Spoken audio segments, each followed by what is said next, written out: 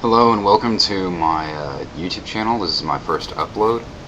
I would like to begin by stating that what I will discuss today concerns the art of magic and how you yourself can learn this, and the actual science and application behind it, and how I myself came to become interested in this and why I still practice it today and why I will always practice it. Before I go too far into this, I will start with a generic definition of what magic is, and I'm actually going to read from a wiki article which gives a uh, fundamental breakdown of the general idea most people have towards it. Magic is defined as, magic as in with a K, is an early modern English spelling for magic, which is commonly spelled with C. Used in works such as the 1651 translation of De Occulta Philosophia, 3 books of occult philosophy of magic, the British occultist Aleister Crowley chose the spelling to differentiate between, magic tricks, as in something you would see at like a generic magician, and actual application of something that would be more realistic, if you will. Something that will go beyond the trick and actually go to genuine manifestation of something rather than just illusions or something like that. Crowley defined magic as the science and art of causing change to occur in conformity with your will, including both mundane acts as well as ritual magic. Crowley claimed that it is theoretically possible to cause in any object any change of which that object is capable. John Simmons, I always his name right, and Kenneth Grant attach a deeper occult significance to this preference. Crowley saw magic as the essential method for a person to reach true understanding of the self and to act according to one's true will, which he saw as the reconciliation between free will and destiny. And so, if you want to know, I'm going to go ahead and read the rest of this before I elaborate on that. Since the time of Crowley's writings about magic, many different spiritual and occult traditions have adopted the K spelling, but some have redefined what it means to some degree. For some modern occultists, it refers strictly to paranormal magic, which involves influencing events and physical phenomena by supernatural, mystical, or paranormal means. Now, one thing I want to go into where Crowley mentioned that magic is essential for a person to reach true understanding of the self and to act according to one's true will, which was the reconciliation between free will and destiny. Now, you may wonder what that means exactly. Well, reconciliation usually means a sort of balance between free will and destiny. And so, by utilizing magic, if something were to be seen as destiny, it is still an act of your will. So it's basically saying, creating a destiny that is sort of pre-given for you, but it's from you. In other words, it's not submitting yourself to the idea that something else controls your destiny, and you control your own destiny. And at the same time, you have free will, even though you're painting yourself something that is bound to happen as a destiny seen from any other person's perspective of it's inevitable. So in this way, destiny to Crowley probably existed in a sense, because he often elaborated on a lot of things that he felt he was meant to do. Like, he felt he was a prophet type person. And so essentially, if you think about it, that was a self-determined type of prophecy he acted on himself and created simply from the belief that he already was one, and then he actually sought out to act on what his belief was. So in a sense, it makes perfect sense to say magic is a reconciliation between free will and destiny, because it's self-determined destiny, because you are affecting your will on your environment rather than adhering to any limits that may be imposed upon you. Now, I will go into a sort of a introduction to magic, but first I want to go into how I myself came to be interested in magic. I'll try not to ramble too much on this, so if I do just a little bit, don't take it too hard, and if I bore you, I apologize. But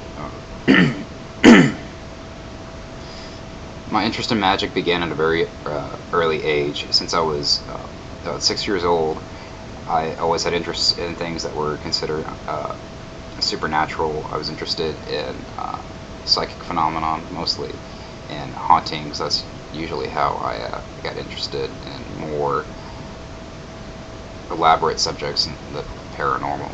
I began to research hauntings, ghosts, things like that.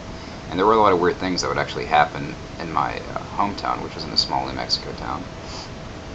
And for instance, there was one day where my mom had a friend over. I was about maybe 8 years old, maybe a little older, maybe less. And I was actually in the room with her whenever she said this, but my mom was in her bedroom, was blow drying her hair or using the bathroom or something. And when my mom came back into the room, like came back through the hallways to the front living room, I remember her friend saying, "Did you just go running through the kitchen?" And my mom was like, "No, I've been in the bathroom the whole time." And she was like, "Well, I just saw someone go running through your kitchen." And so the topic of hauntings is nothing new for me. The topic of supernatural was nothing new to me growing up. But there was a sort of in-between state for me in practice and experience. So my experience began, but my actual practice of magic, in a sense, of the supernatural, didn't actually start until I was about 11 years old. I remember distinctly there was one day where I was just on the computer. I wasn't supposed to be, but I was on the computer.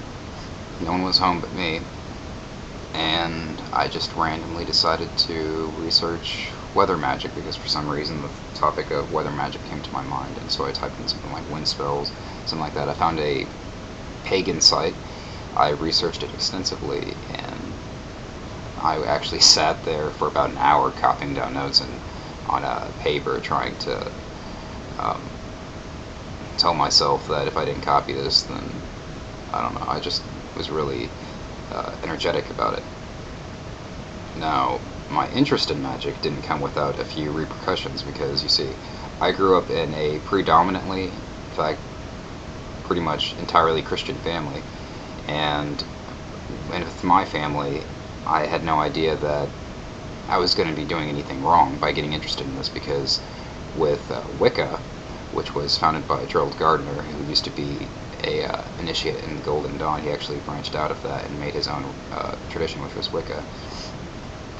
But anyway, Wicca, from when I had learned it, I thought this was the only type of witchcraft because that's what it was professing itself as. At the time, it was professing itself as traditional witchcraft, so I took that as being the only witchcraft there was. I was thinking, oh, everything else is a over-exaggeration of the actual tradition, because that's how Wicca presents itself. Now, from my parents' perspective, my mom's perspective, I was doing something satanic, because there was one day, I was in 6th grade at the time, whenever I got interested in this, when I was 11 years old, or 12, I can't remember, I think I was 12. And there was one day where I drew a pentagram on one of my hands, not thinking anything bad of it at all, and I actually went to school one day, for an entire day, I had this pentagram on my hand, the upright pentagram, in front of my teacher, everything. But anyways, later that night, started just recollecting memories, that's why it's sort of spaced out. Later that night, my mom saw the pentagram, and she was like, "What did you write on your hand?" And my brother was like, "He wants to be a wizard or something." And she just kept saying, "No, you're not doing that shit, blah, blah, blah." Typical things like that. That didn't stop me from being interested in it. I continued, if anything, I continued to study it more, because it's that sort of aspect of, this is forbidden, you can't do it, that makes you want to do it. Something like someone telling you, oh, well, don't go get drunk when you're underage. It just makes people want to do it more. So I studied more. I can admit that there were a lot of mistakes I made, such as trying to summon things when I had no knowledge of how to properly do that. I had no knowledge of how to properly close off any energies from myself, but I did it anyways because it was fun. And even though I didn't physically see any spirits, I could occasionally have psychic phenomena happening in my bedroom before I went to sleep. There was one ritual I did to try to connect to a type of elven or a fae type realm, and there was one night where I opened my eyes and there were these glowing orbs on the floor in my room, just flickering, and I didn't feel scared. They were very they gave off a peaceful feeling. I would compare it now similar to a type of anesthetic, but it was peaceful. Now, aside from all that, because I'm rambling again here, there were instances where my interest in magic was so strong that there was one night where we had a Hastings in my town. That's how shitty it was that you actually have a Hastings, and it's small enough to have one still. And that's the only interesting thing we have there, other than Walmart and a movie theater. But anyway, I was bored. I wanted this book that I knew I had seen at the store previously, earlier in the week. My mom was at school at the time. Do something real quick. I'm going to minimize this because I keep watching myself on the thing. My mom was at school at the time because she was taking these classes she wanted to do. And I thought, oh hey, since because she won't be home for another 2 hours, I'll just walk to the store and get back with that book. It's only about $10 anyways, so why not? So I leave the house, walking to the store. It's about 6 miles away. Maybe not that far, but pretty close to that. Get to the store, I buy the book, I leave, I stuff the book in my pocket after I'm done buying it. I get home, I'm walking down my street, and I see her truck parked in the driveway sooner than it should have been. So I sneak around to the backyard. It begins to rain. I put the book behind this sort of huge bush we had. It sort of sheltered it from the rain, and fortunately kept the book safe from the rainstorm. I don't know how, but it did. And I go inside, go in the living room, sit down on a chair in the living room, watch TV. But like not even 10 seconds later, Mom comes walking down the hall and is like, "Where the fuck have you been?" And I said, "Nowhere." And she's like, "Well, explain it to the police when they get here." And I get chewed out by a police officer she knew just because she didn't know where I was. She takes my jacket, begins smelling it, expecting to smell cigarettes or weed or something. She's stupid, I'm sorry, but she was. Worried, but stupid. Now, I was chewed out several occasional times. You can imagine how it was, but nothing could compare to whenever I became interested in something many people would say is darker, which was Satanism. And I won't go too much into detail on that now because I want to save that for another video, but I'll explain the details on what that actually means later. But what I'm trying to fundamentally and realistically state here is that magic is nothing more than the direction of your will manifested outside of yourself. And I have experienced a lot. I've experienced a lot of good, I guess you could say good results, and a lot of so-called bad results, but each result has nevertheless taught me something important and vital, and I would not change a single thing. Many people will ask, well, how can you do that? And, oh, how, whenever it's so evil and it's wrong and things like that. Well, good and evil to me are human-made concepts, and I know this from experience with light and darkness, but light and darkness to me does not mean good or evil, as light can have chaotic and creative aspects just as darkness can, and people need to really open their mind to that, because whenever you say darkness is evil, you're essentially saying a part of yourself, your shadow self, is evil. And whenever you say light is good, you're stating that something that is not a man-made concept, because light and darkness existed before man did. Light cannot be good if good is a man-made concept. Light is simply a manifestation of, on a mental level, it can be illumination, it can be intelligence, it can be understanding. But when you see light in a chaotic way, people get blinded by things like faith that intentionally blind some people. So in a sense, light can blind people, and they're literally blinded by the light. Now, for the fundamentals of magic that I said I would go into,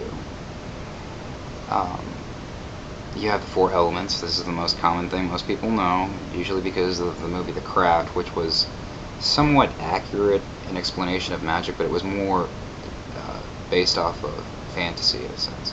It took a lot of realistic elements of magic, and it sort of painted this interesting but somewhat unnecessary picture of magic. But the important thing is it got people into it.